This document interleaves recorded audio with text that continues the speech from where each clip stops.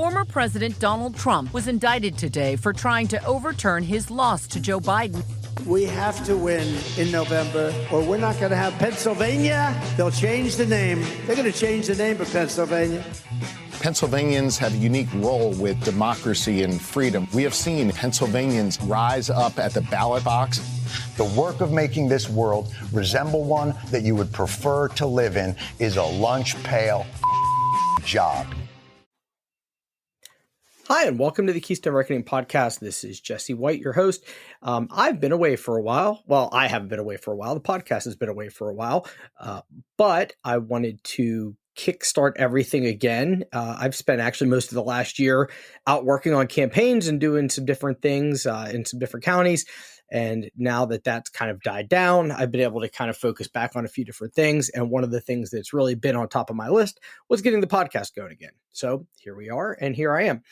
I have a lot of good episodes coming up, some really great interviews, some interesting things, people from all over the state talking about all sorts of different political things, from the practical to the academic to you name it. But I wanted to start right now, and I thought it was a good place, a good jumping off point to get back into talk about what is going on, what the hell is going on with the PA State House. I've had a ton of people reach out to me, being a former member and kind of knowing how the place works, asking me what is happening, because it's just it's almost too much to keep up with.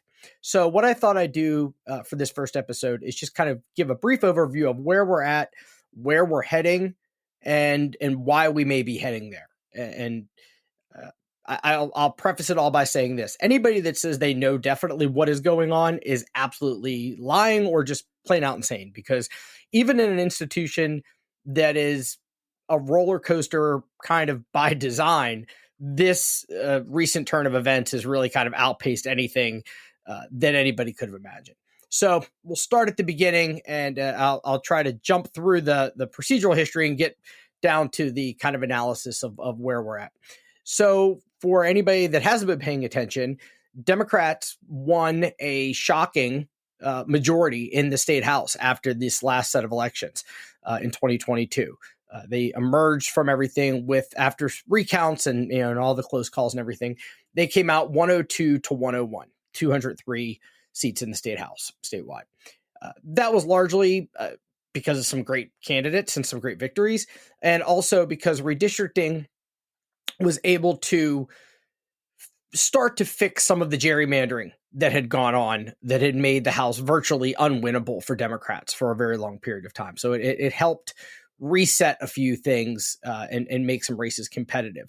One of the things that redistricting did was take some traditionally like solid blue seats and break them apart into some, for example, areas like Lancaster, Harrisburg, places like that, where there was like one solid blue seat in a sea of red. That is now, there might be two fairly solid blue seats there. And that's not gerrymandering. That's actually undoing gerrymandering that had gone on for years and years and years. So in any event, the day after the election, everybody wakes up and they're like, oh my God, do the math. It looks like we may actually be at 102 to 101. So then what happens? Well, it got really complicated because of those, of the 102, actually before election day, the state rep in the 32nd district, Tony DeLuca, had passed away.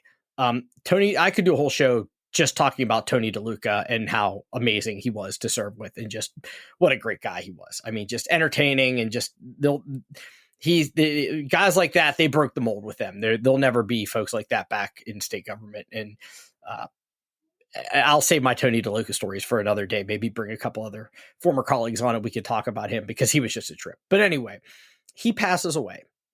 Then, so now you're at 101 to 101 because the seat was vacant. There's not, until it has been filled via special election, there's just nothing anybody can do. It's 101 to 101. So now there is no majority.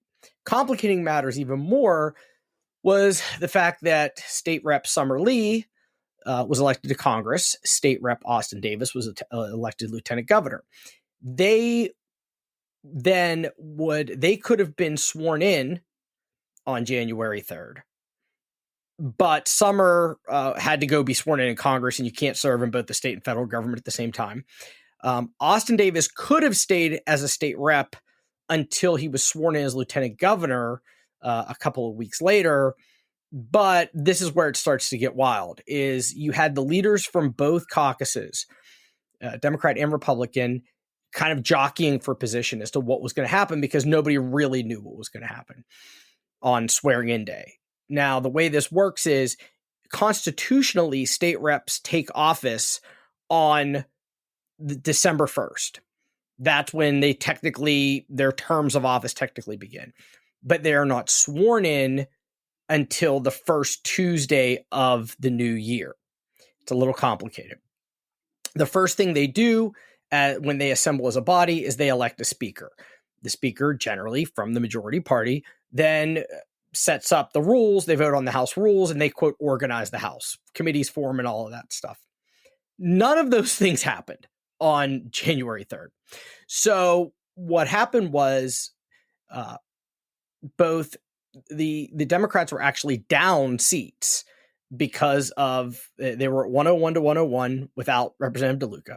Then Summer Lee and Austin Davis both resigned in advance of swearing in day.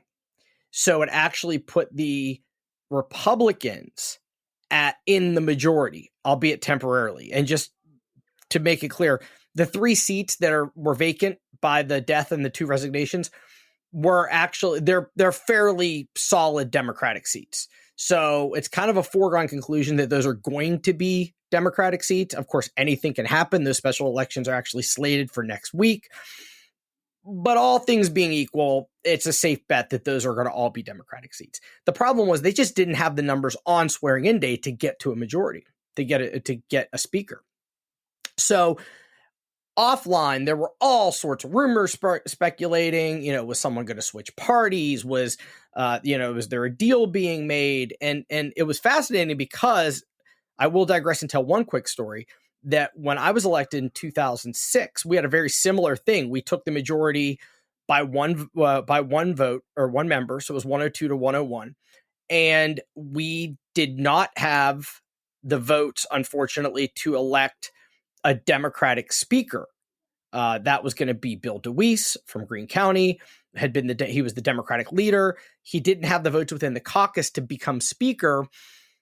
And then the next thing you know, there were deals being floated, and it was announced that one of the Democratic reps was going to switch parties and become a Republican, which would have then given them a 102 to 101 majority. We go in for swearing in day, and nobody knows what's going to happen. And least of all, me or any of my new colleagues, because we were didn't even know where our parking spaces were. I mean, this was just wild. And we go in there, and what happens is we're getting ready to vote on a speaker. They go running up and down the aisle yelling, Denny O'Brien, Denny O'Brien. And we're like, who the hell's Denny O'Brien? Denny O'Brien was his state rep from outside of Philly, moderate Republican, good guy. He's went on to serve on Philly City Council. And he was the kind of consensus candidate for speaker. The deal came about in a meeting with then Governor Ed Rendell, and from all accounts was masterminded by a second-term state rep that you may or may not have heard of by the name of Josh Shapiro. True story. It was wild. So the very first thing I did as a Democratic state rep was vote for a Republican for speaker. And so we actually had a functioning Democratic majority, but a Republican speaker. Now that's important for this reason. One of the things that Denny O'Brien really cared about, his big issue, was autism.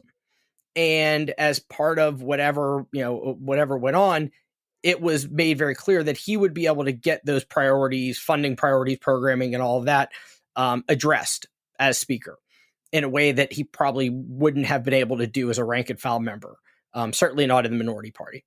So because that comes into play here. So fast forward from 2007 until 2023, and here we are, everything old is new again, and we're in a similar situation. So nobody really had the votes.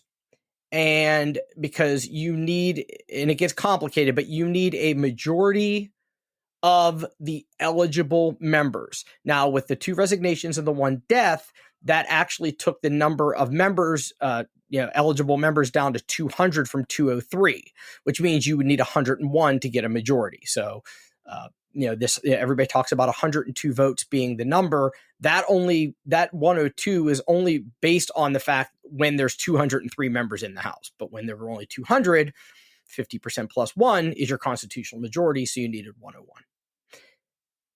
They didn't know where they were going to get it from. Long story short, Republican state rep Jim Gregory gets up and nominates Democrat Mark Rozzi as speaker in a move that from all accounts, nobody really saw coming. And it certainly was not planned very much or very far. He then gets the support of a big chunk of the Republicans in the House, including the Republican leadership, or a lot of the Republican leadership. It all happens really fast. And then the Democrats turn around and support Rozzi for speaker. So he ended up winning with a substantial number of votes. And it just all happened, it was one of those things that happened in a blur, and everybody looked around and was like, what the hell just happened here? And so this is where it all starts to fall apart, is Speaker Rozzi's big issue is pushing a constitutional amendment that would remove the statute of limitations for survivors of child sexual abuse. Mark is a victim of child sexual abuse, as was Jim Gregory, the Republican. The 2 of them have worked on this issue for a long time. I remember serving with Mark and talking with him about this issue all the way back then when I served on the Judiciary Committee, because that's where the issue had to go through. So the constitutional amendment that he's working on would remove that statute of limitations to allow sexual assault victims to go after the perpetrators of the crimes. There's a lot that goes into why that hasn't become a thing yet. A lot of it has to do with the Catholic Church, and again, that's a whole other discussion for a whole other day. The point is, it's one of those things that has broad public support, but internal politics has prevented it from becoming law. And probably just best to leave it there for right now. So they nominate Speaker Rozzi. He takes the rostrum. There's a big confusion as to he gives an interview or gives some remarks right, in the moment that are immediately misinterpreted by just about everybody. In which Rozzi says he's going to be a, quote, independent speaker. The Republican members read that as you are going to, as him saying, I'm going to change my party affiliation to independent. Democrats read that as I'm going to be independent minded, right? Rozzi says that he's going to have, Democrats and Republicans on his staff, and, he's going to work towards bipartisanship and all these different things. Now, here's the funny part, is that everybody loves to hear talk about bipartisanship. Democrats have not been in control of the state house since they lost it in the Tea Party years in 2010. And before that, they'd only had the majority for 4 years out of 20 before that. So there are Democratic members who are chomping at the bit to get their priorities passed, and quite frankly, aren't really all that interested in bipartisanship. Because in the state house, being in the majority is everything. They control you run the agenda. You control everything. You raise more money at your fundraisers. You have lobbyists more willing to work with you. You have it's a binary thing. You're either in the majority or you're not, and it's a huge difference. So Democrats really weren't all that thrilled about this, this prospect of power sharing, especially when, if you forward flip the calendar forward just a little while, you're going to have, a very clear Democratic majority. So the question then became, why does any of this matter right now? Right? What's the point? If the Democrats are going to be in a majority in mid-February, what's the big deal? What could really happen between now and then? Because normally, the governor gives his budget address in February. That, because Governor Shapiro just got elected and sworn in, that isn't going to even happen until later. So, normally in February, you're having appropriations hearings. None of that's happening right now. Here's what it's all about. And it comes back to this issue of the constitutional amendments. And so the way the Constitution is amended in Pennsylvania, the state constitution, is language, the proposed amendment, has to be passed in 2 consecutive sessions of the legislature. So each session is a 2-year period. So, if 21, 22 is one session, 23, 24 is another session. Then if it passes each of the 2 sessions consecutively, then it goes on the ballot as a ballot referendum. And if it is approved by the voters, then it becomes law. So a few things about this. As we've seen, Republicans have really adopted and embraced the constitutional amendment route because they can avoid the governor's signature. There's nothing that Governor Shapiro or back then Governor Wolf could do to stop a constitutional amendment. He's just not part of the process. So it's a way to do things legislatively without having to worry about a veto, which would obviously kill the whole scenario. So you've got these constitutional amendments, and they are also almost always pass.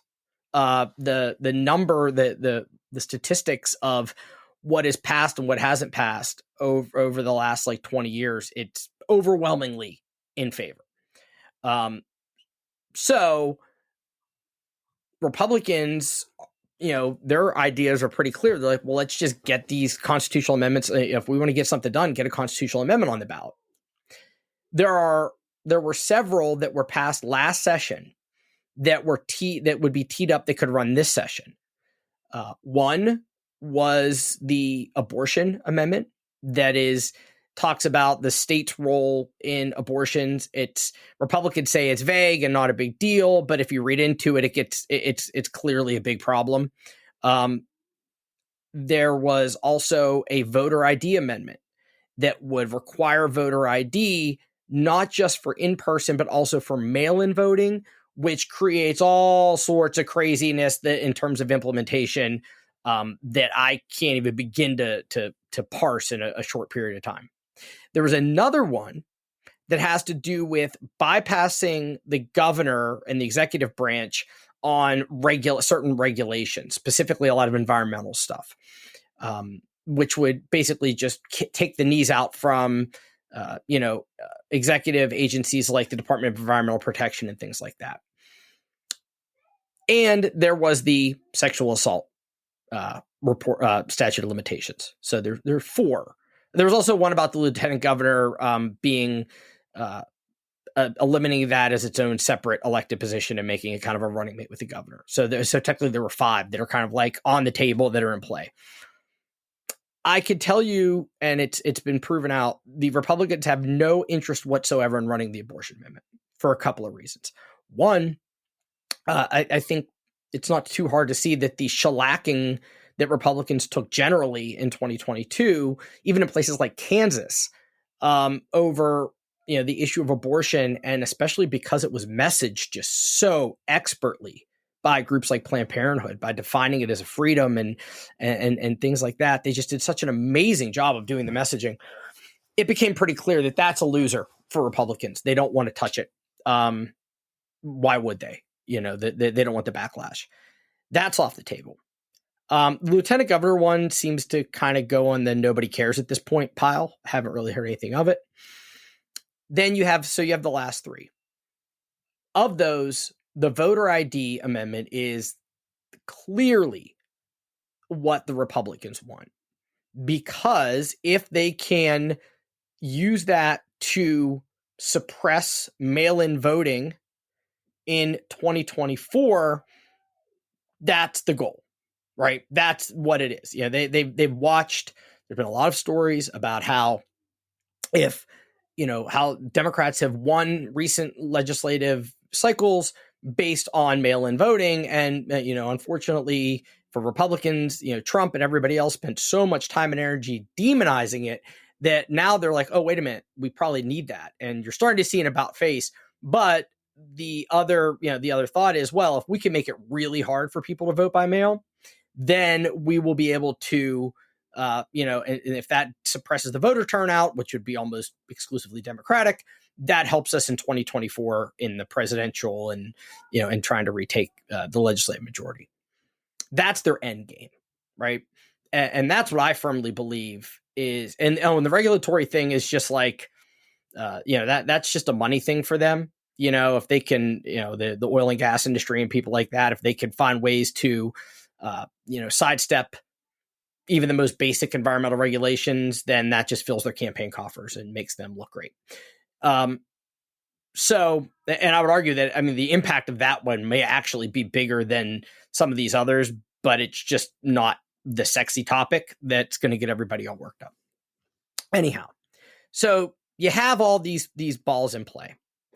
So the Republicans in the Senate, firmly in the majority, they come into session and they pass the language that includes all three: regulation, voter ID, sexual assault protection. They pass them over as a package. And then they basically leave town. They're like, well, here you go. And it sets up this scenario where the House has a choice. They can either pass the package with all three, in which case they would all three go on the ballot at the same time for approval by the voters. Now, originally, the thought was that they wanted to run these in the May 16th primary election. That was kind of like the theory. I never quite believed it for a few reasons, but that ship has pretty much sailed because there are some hefty guidelines for when they have to be legally advertised, and there's some hard and fast deadlines that just can't be avoided. I think the internal deadline given by the governor's office was February 1st-ish, today, or right around today. In reality, I think they could probably go till about Valentine's Day and still get it done if they really wanted to. But they would, so what the Republicans in the Senate said were, okay, you've got to run all three, because they know that they just want them all to pass. And they know that if they run together, that's a better odds for the Republicans to get all three if you do them as a group. Now, the House members, Speaker Rozzi said, absolutely not. We're not running them together. I want the sexual assault amendment to run on its own first in the spring by itself. And I'm shutting the House down until we can make that happen. Pretty gutsy thing to say. Jim Gregory, the Republican who had nominated Rozzi for Speaker and has shared the same issue, said the same exact thing. He blasted his fellow Republicans for playing games and trying to lump these three together. But Jim Gregory also, we'll have to, someone needs to check in on him, because he then also, after nominating Rozzi for Speaker, then called on Rozzi to resign because he said he wasn't honest about switching his voter registration to independent, which I don't think it was ever clear that he actually claimed that he would. So Jim Gregory's just going after everybody. He's just having a time right now. He's just having a rough go of it. So the question is, what do you do if you're Rozzi and you're trying to get your amendment passed without the other two? Now, I will also say Rozzi has given some quotes and some indications that he is not opposed to voter ID. Now, whether that's positioning or posturing or whatever, I don't know. But it wasn't like a non-starter with him. I believe the quote was, I know voter ID is important, or something like that on swearing-in day. So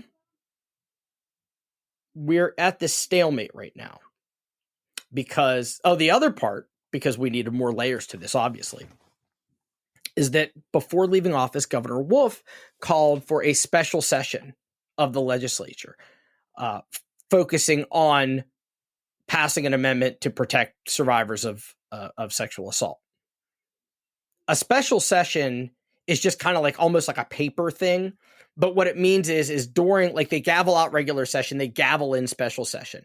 But the thing is, they're in a special session, you're limited in what you can, like, what you pass has to be limited to the subject of the session, right? Like, you can't do other bills. You can't, it's a narrowly tailored thing.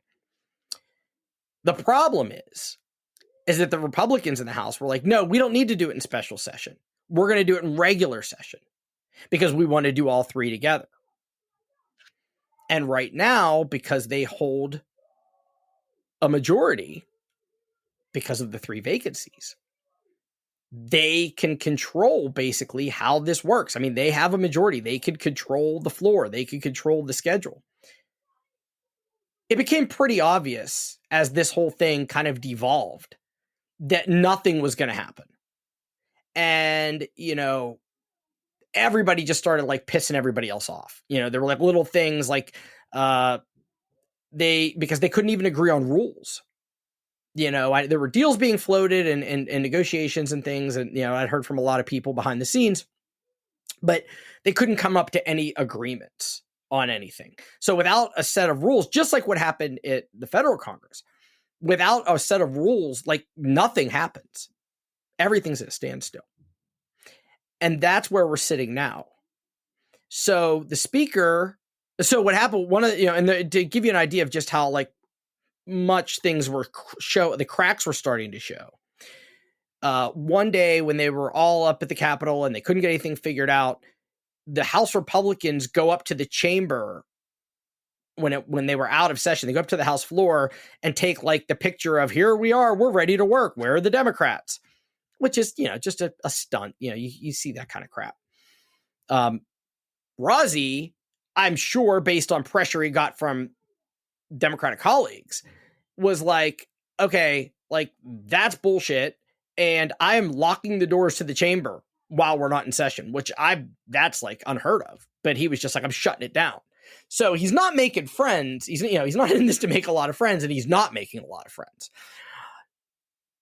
So the problem is, where does anybody go from here, right? What happens next? And so after these special elections, which are going to be next week, there should be a clear Democratic majority in the House.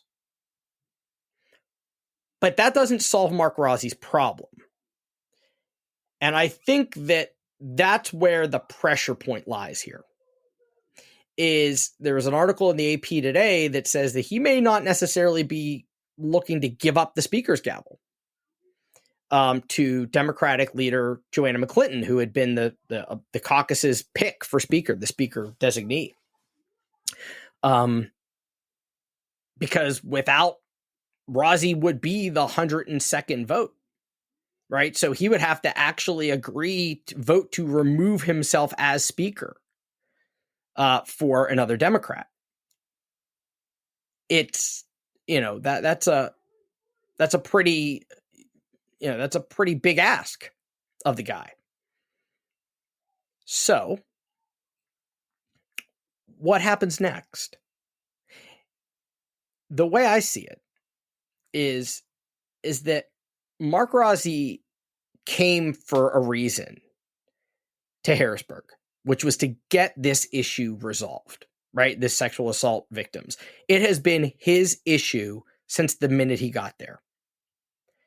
He will never have a better opportunity to get it done than he does sitting in the speaker's chair or at the speaker's rostrum.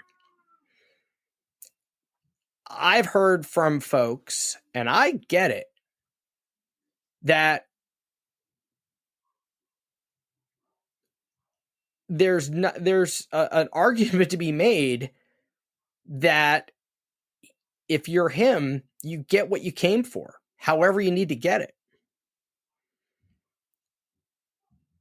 The problem that he has is that no matter what happens in the House, they need the Senate to pass. The Senate passed the bill or the resolution with all three amendments together. It doesn't need the governor's signature or approval, but it does need to be voted on by the House. If the House amends it, what the Senate sent over to strip out just the two and stay with just the sexual assault one, I'm 99% certain the Senate would then have to approve that amended version in order for just the assault one to run. The Senate's not going to do that because that doesn't get the Republicans what they want. They want the voter ID amendment. They want the regulatory amendment. So that's really the pressure point. I don't know what the only way to resolve this inside the state house is to pass the resolution sent from the Senate and do all three at once. Otherwise, you've got to play ball. You've got to get the Senate to play ball. I don't know how that happens, to be perfectly honest with you. I don't see them that anxious to make a deal. Why would they be? There's nothing in it for them. For a while, my worry or my gut instinct was that they would come to him and say, okay, we'll give you the assault amendment in the spring on its own. You give us the other two in the fall. Now, conventional wisdom was, the Republicans are going to want that the voter ID to run in the spring because they'll have a better chance of passing than in a general. I think that's just a smokescreen, because if you look at might actually be better the other way around, because Philly has a mayoral election this primary, county executive in Allegheny County. A lot of heavily Democratic cities like Harrisburg, Lancaster, that have city council type elections, those elections are generally over in the primary. So you get a huge drop off in off-year elections in heavily Democratic areas because there's just nothing to vote for, right? Everything's already been decided. And in order to beat voter ID, you are going to need those urban areas, heavily blue areas, a lot of heavily minority areas to show up and vote against the voter ID amendment. If they're not showing up in the fall anyway, isn't that almost exactly what the Republicans would want? So to me, it almost felt like the Republicans would, quote, give in, but in reality get what they wanted all along. And if you're Mark Rossi and you have been trying for 12 years to get this done and have been let down repeatedly by colleagues in both parties, be clear about this. The Republicans have been in the majority, but I'm telling you, having been in the room for some very awkward discussions, there was a bipartisan commitment to keep this thing, the sexual assault amendment, from becoming law. We can talk about it in much more detail later on. I'm going to have to get my notes and get my ducks in a row legally before I say too much more. But I'm telling you, Mark Rossi has been failed by both Democrats and Republicans in trying to get this done. And I'm sure and obviously nobody knows it better than him. If you're him, it's got to be damn appealing to get it done by any means necessary. And the theory being that the state house is, the state legislature is going to be a mess regardless. But you do what you came to do and you declare victory. And you it's like the scene in Batman where, the Joker walks away and everything burns. Not that I'm suggesting Mark Rossi should put on a nurse's outfit and paint his face like Heath Ledger. Oh, that would be pretty awesome to see. But it's not the craziest idea. Now, what's been floated, what's been suggested, what's been offered, I don't know. But we're rapidly running out of time as to get anything done for the primary. We can't go a whole lot longer without the House being in session. Although I do think it's hilarious. There's this this pearl clutching. Oh my God, the House isn't going to be in session for a month. Does anybody know how much actually gets done early on in a session? Not a whole lot. I mean, the State House, the only thing they have to do every year is pass a budget. And that's in the end of June. So let's not pretend that there's vital legislation that would be getting passed otherwise. It's just not accurate. That's just not reality. So, what happens now? I don't know. So the other thing is, in response to all this, Speaker Rossi put together this working group of 3 rank and file members from each side. And they did this, they're going on a statewide listening tour to try to come up with a bipartisan set of rules and all this. I think that, quite honestly, is kind of a joke. It's a PR stunt. By bringing in 3 rank and file members from each side with the thought that they're going to basically go back and tell the caucus leadership on both sides what to do, and they're going to do it. It's incredibly naive. Anybody that knows how that place works knows that's not, there's a reason that those members aren't in leadership, and they're, unless it's just absolutely the most minor little tweaks. If it's anything substantial, they're just not going to go for it. And I say that given, at least one of the members on the committee are, I find it, I personally can't take it seriously. And the other thing is these listening sessions got real crazy, and that, it's been a good springboard for, good government groups and interest groups to go out and talk about, things that are far beyond. But it also took a very odd turn last week when a lobbyist went in and made an allegation of sexual harassment against a sitting lawmaker, party name as yet unknown. But, that opens up a whole other can of worms, about how that could be dealt with and what the implications of that could be. And, there's a lot of moving parts here. But I feel like this speaker's working group is just window dressing. I don't know if it was a delay tactic. I don't know what it is. But we're getting to the point where the rubber's going to meet the road, because after these special elections, assuming the 3 Democrats win and they're sworn in, then what? Right? You have a Democratic majority. Although it is telling, and I thought a bit odd, that Rossi made it clear that he would not caucus with the Democrats.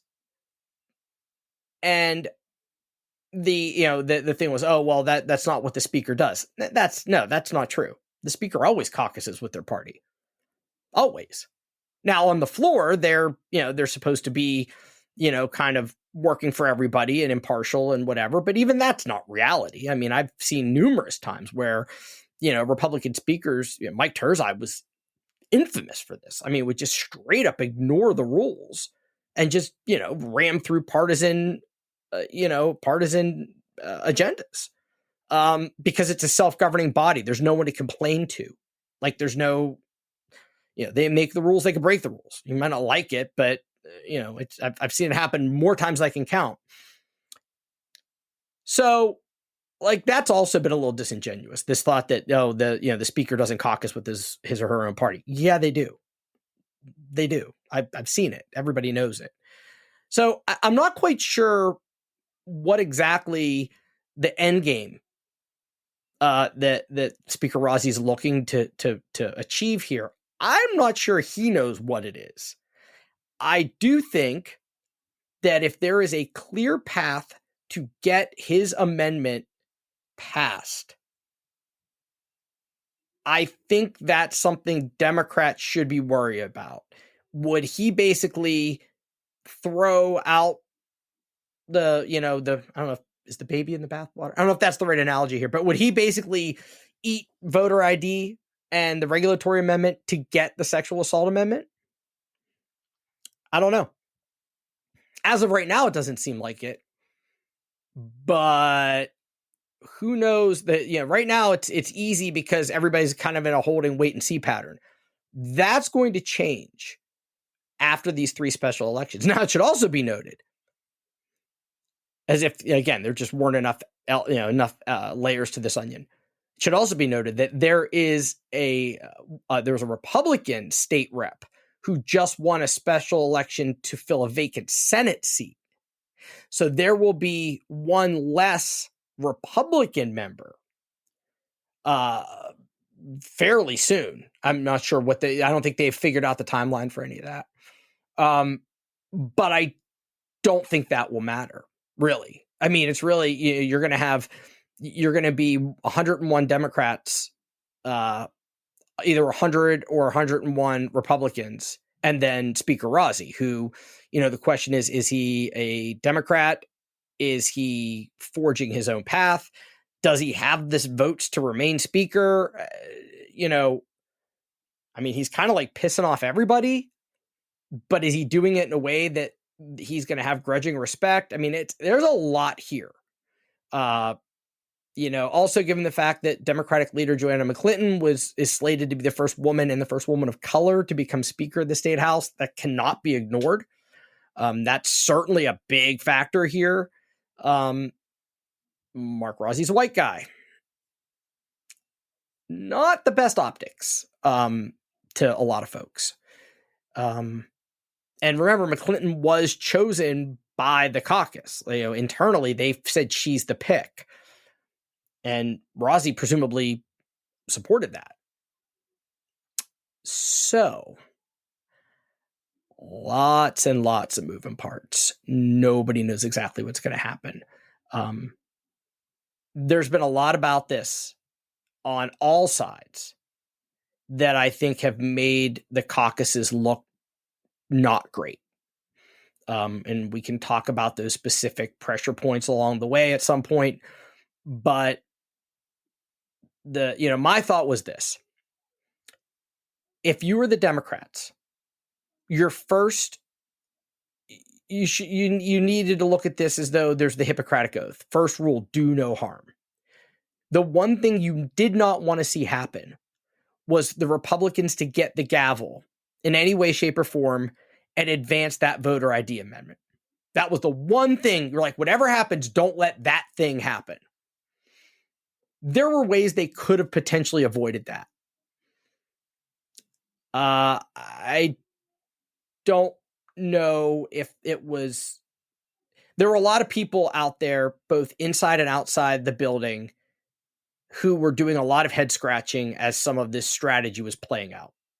Not to say it was wrong, because no one knows how it's going to turn out. And obviously everybody's privy to different information and different strategies. But there have been a lot of questions that have been asked, and I don't think anybody quite knows the answer yet. But if the goal was to keep the Republicans from having any control, I don't know if that's been accomplished or not. But we shall see. And I think the one thing that we can be certain of is more uncertainty, right? No matter what you think is going to happen, it probably is not going to happen, because that's just how that institution functions. I mean, they just can't get out of their own damn way. Democrat, Republican, it doesn't matter. It's just, just the way the institution is, and lower legislative chambers are messy often by design. It's not, so this isn't necessarily a knock on the people or whatever. It's just super hard to get anything done in that building. And even under normal circumstances, and these are far from normal circumstances.